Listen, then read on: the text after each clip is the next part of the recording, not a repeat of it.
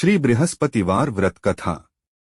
भारतवर्ष में एक प्रतापी और दानी राजा राज्य करता था। वह नित्य गरीबों और ब्राह्मणों की सहायता करता था। यह बात उसकी रानी को अच्छी नहीं लगती थी। वह न ही गरीबों को दान देती, न ही भगवान का पूजन करती थी और राजा को भी दान देने से मना किया करती थी। एक दिन राजा शिकार खेलने वन को गए हुए थे, तो रानी महल में अकेली थी।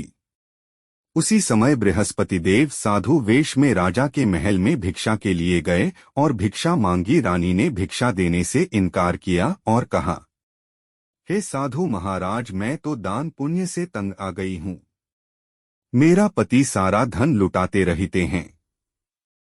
मेरी इच्छा है कि हमारा धन नष्ट हो जाए, फिर न रहेगा बांस न बजेगी बांसुरी। साधु ने कहा, देवी तुम तो बड़ी विचित्र हो। धन संतान तो सभी चाहते हैं, पुत्र और लक्ष्मी तो पापी के घर भी होने चाहिए। यदि तुम्हारे पास अधिक धन है तो भूखों को भोजन दो, प्यासों के लिए प्याऊ बनवाओ, मुसाफिरों के लिए धर्मशालाएं खुलवाओ। जो निर्धन अपनी कुंवारी कन्याओं का विवाह नहीं कर सकते, उनका विवाह करा दो। ऐसे और कई काम हैं जिनके करने से तुम्हारा यश लोक परलोक में फैलेगा। परंतु रानी पर उपदेश का कोई प्रभाव न पड़ा। वह बोली, महाराज आप मुझे कुछ न समझाएं। मैं ऐसा धन नहीं चाहती जो हर जगह बांटती फिरूं। साधु ने उत्तर दिया, यदि तुम्हारी ऐसी इच्छा है तो तथास्तु। तुम ऐसा करना कि बृहस्पतिवार को घर लीपकर पीली मिट्टी से अपना सिर धोकर स्नान करना, भट्टी चढ़ाकर कपड़े धोना। ऐसा करने से आपका सारा धन नष्ट हो जाएगा। इतना कहकर वह साधु महाराज वहां से आलोप हो गए। साधु के अनुसार कही बातों को पूरा करते हुए रानी को केवल 3 बृहस्पतिवार ही बीते थे कि उसकी समस्त धन संपत्ति नष्ट हो गई। भोजन के लिए राजा का परिवार तरसने लगा। तब एक दिन राजा ने रानी से बोला कि हे रानी, तुम यहीं रहो, मैं दूसरे देश को जाता हूँ, क्योंकि यहाँ पर सभी लोग मुझे जानते हैं। इसलिए मैं कोई छोटा कार्य नहीं कर सकता। ऐसा कहकर राजा परदेश चला गया। वहां वह जंगल से लकड़ी काटकर लाता और शहर में बेचता। इस तरह वह अपना जीवन व्यतीत करने लगा। इधर राजा के परदेश जाते ही रानी और दासी दुखी रहने लगी। एक बार जब रानी और दासी को 7 दिन तक बिना भोजन के रहना पड़ा, तो रानी ने अपनी दासी से कहा, हे दासी, पास ही के नगर में मेरी बहन रहती है। वह बड़ी धनवान है। तू उसके पास जा और कुछ ले आ, ताकि थोड़ी बहुत गुजर बसर हो जाए। दासी रानी की बहन के पास गई। उस दिन गुरुवार था और रानी की बहन उस समय बृहस्पतिवार व्रत की कथा सुन रही थी।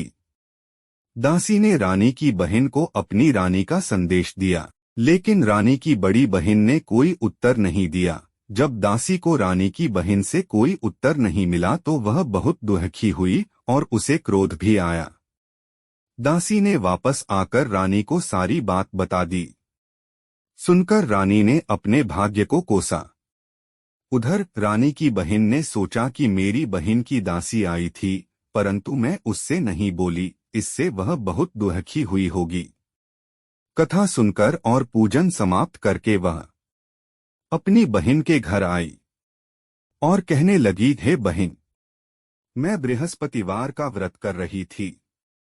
तुम्हारी दासी मेरे घर आई थी, परंतु जब तक कथा होती है तब तक न तो उठते हैं और नहीं बोलते हैं, इसलिए मैं नहीं बोली। कहो दासी क्यों गई थी? रानी बोली, बहन तुमसे क्या छिपाऊं, हमारे घर में खाने तक को अनाज नहीं था। ऐसा कहते कहते रानी की आंखें भर आई। उसने दासी समेत पिछले 7 दिनों से भूखे रहने तक की बात अपनी बहन को विस्तार पूर्वक सुना दी। रानी की बहन बोली, देखो बहन, भगवान बृहस्पति देव सबकी मनोकामना को पूर्ण करते हैं। देखो शायद तुम्हारे घर में अनाज रखा हो। पहले तो रानी को विश्वास नहीं हुआ, पर बहन के आग्रह करने पर उसने अपनी दासी को अंदर भेजा तो उसे सचमुच अनाज से भरा एक घड़ा मिल गया। यह देखकर दासी को बड़ी हैरानी हुई।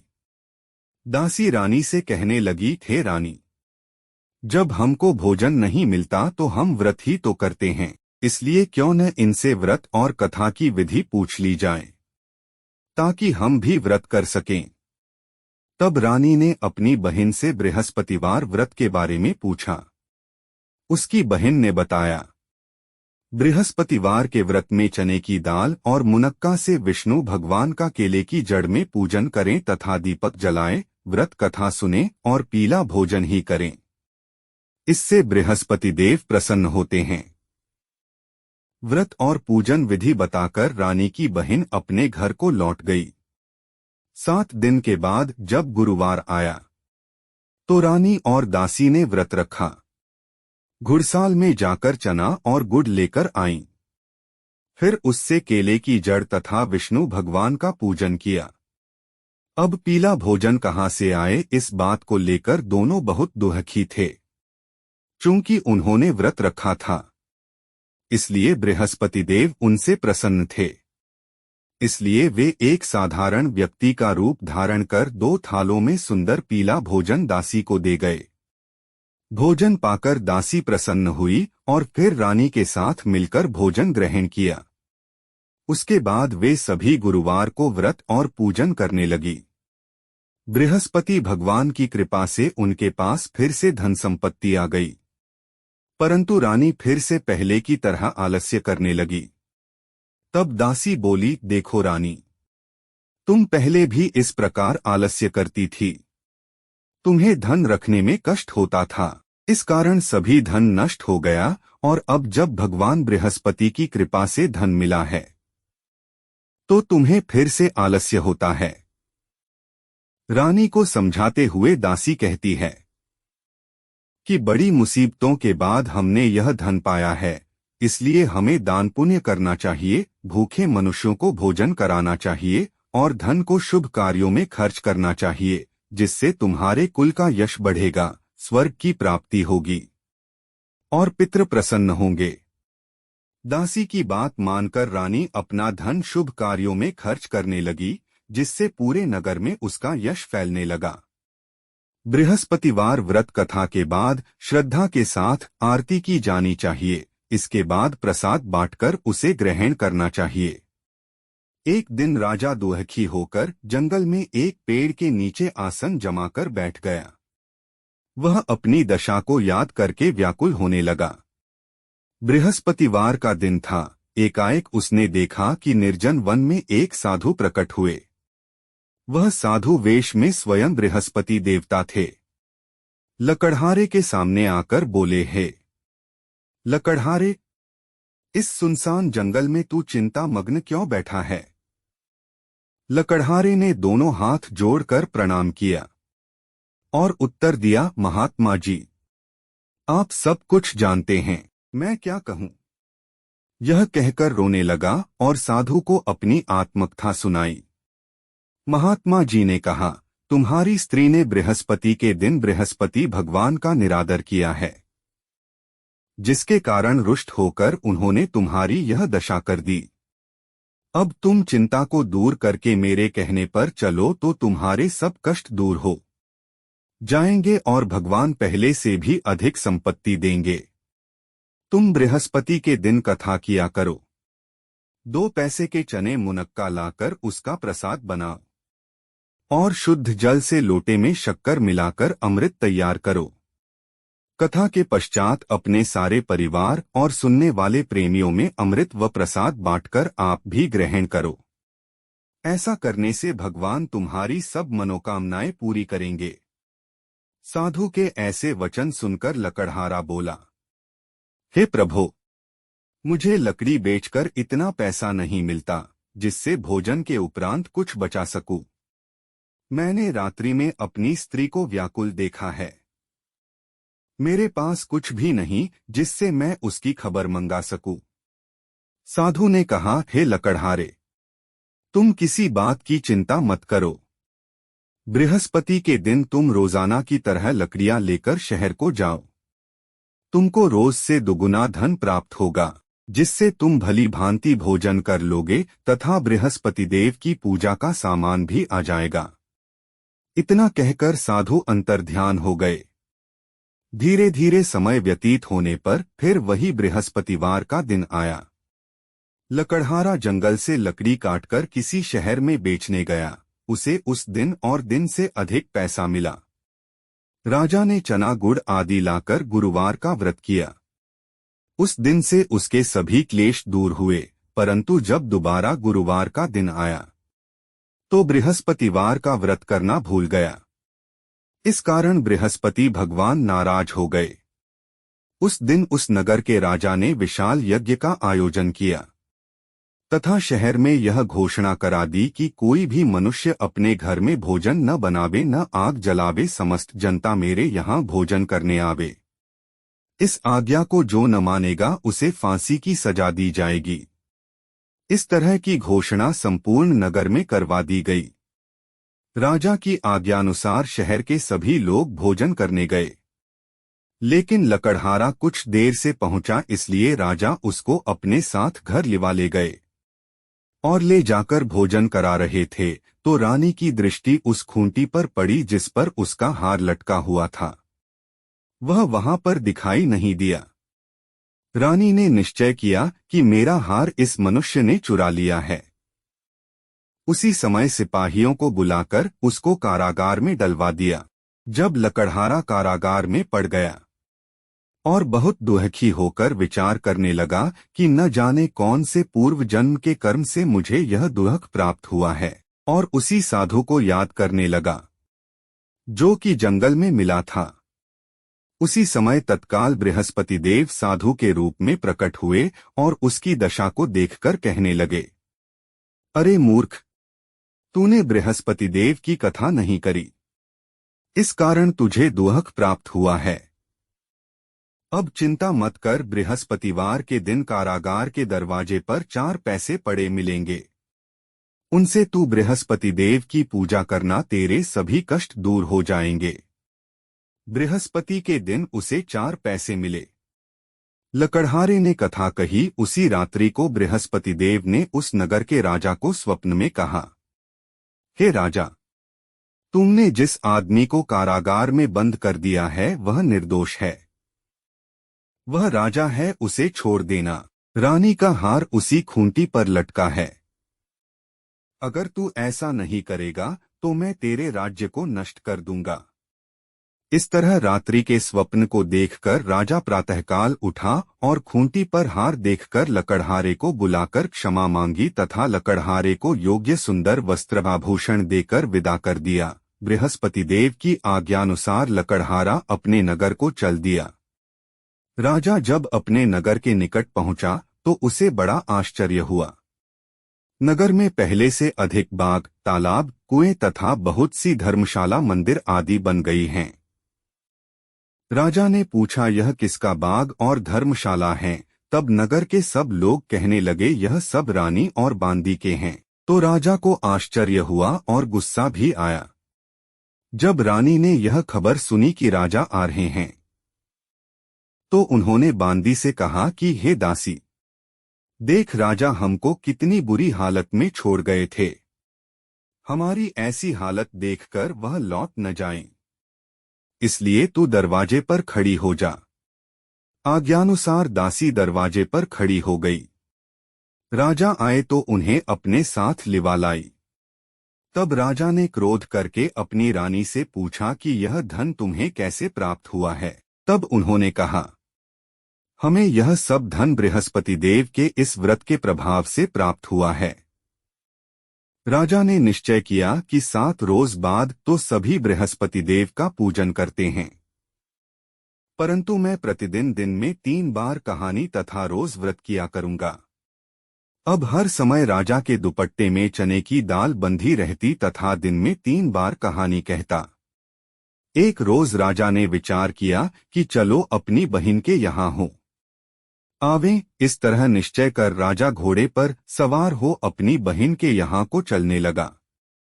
मार्ग में उसने देखा कि कुछ आदमी एक मुर्दे को लिए जा रहे हैं।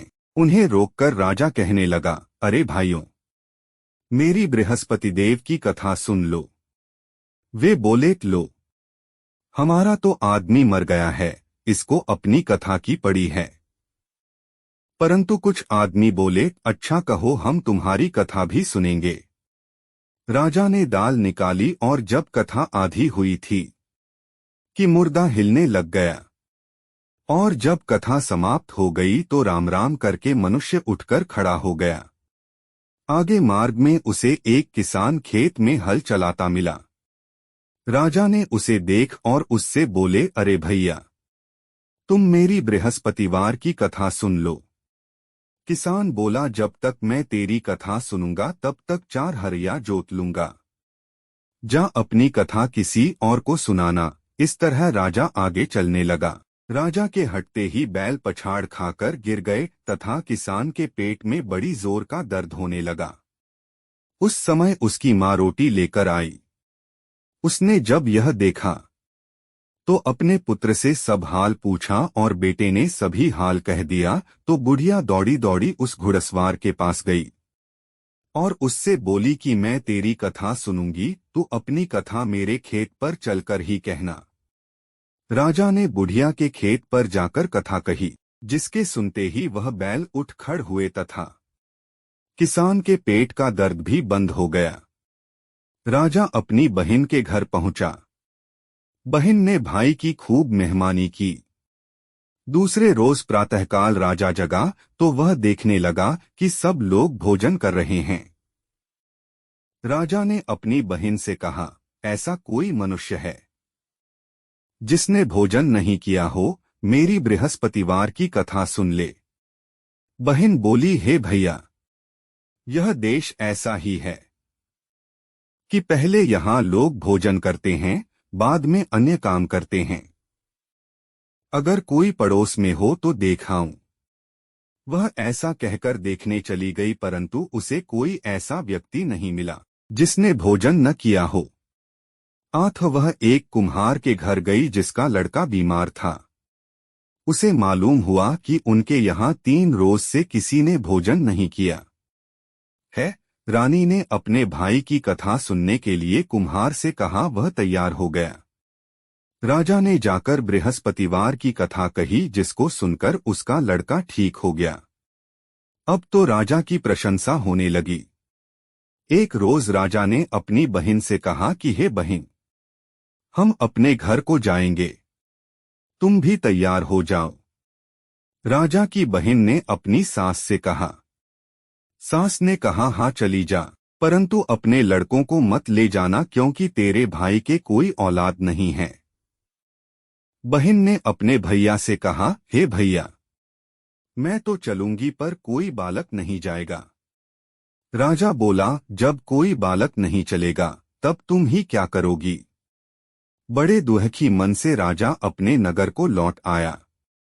राजा ने अपनी रानी से कहा, हम निर्वंशी हैं, हमारा मुंह देखने का धर्म नहीं है और कुछ भोजन आदि नहीं किया। रानी बोली, हे प्रभु, बृहस्पति देव ने हमें सब कुछ दिया है, वह हमें औलाद अवश्य देंगे। उसी रात को बृहस्पति देव ने राजा से स्वप्न में कहा, हे राजा, उठ, सभी सोच त्याग दे, तेरी रानी गर्भ से है। राजा की यह बात सुनकर बड़ी खुशी हुई। 9वें महीने में उसके गर्भ से एक सुंदर पुत्र पैदा हुआ।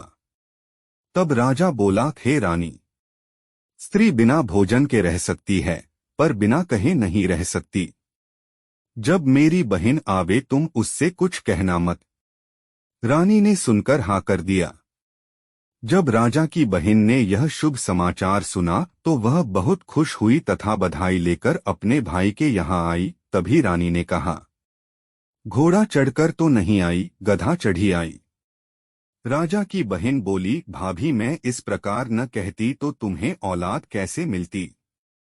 बृहस्पति देव ऐसे ही हैं, जैसी जिसके मन में कामनाएं हैं सभी को पूर्ण करते हैं। जो सद्भावना पूर्वक बृहस्पतिवार का व्रत करता है एवं कथा पढ़ता है अथवा सुनता है, दूसरों को सुनाता है, बृहस्पति देव उसकी सभी मनोकामना पूर्ण करते हैं।